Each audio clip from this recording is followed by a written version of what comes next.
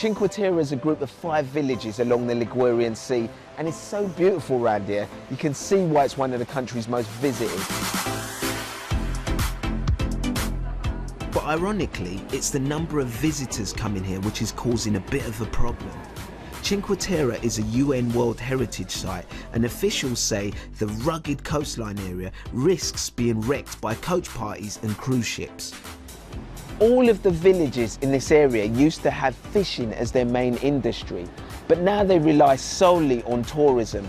And it's hard to understand why the authorities want to limit the number of people coming here.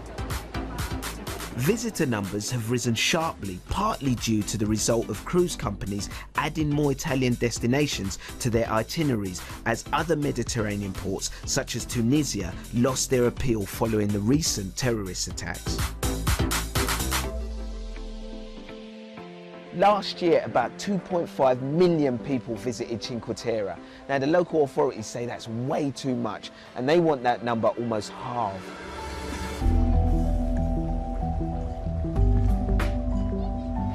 Il controllo è necessario perché il Parco Nazionale delle Cinque Terre è il più piccolo parco italiano, è un parco di poche migliaia di ettari. Ci aiuta molto l'invenzione che abbiamo avuto di unire il biglietto del treno con l'accesso del parco, ed è possibile quindi, attraverso la prenotazione online, conoscere con anticipo quelli che saranno i flussi.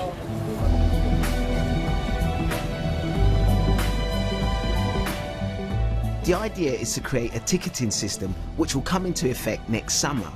It would work much like buying a train ticket, except you'll also gain entry to one of the 5 villages at an extra cost.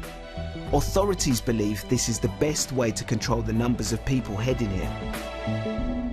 But not everybody agrees.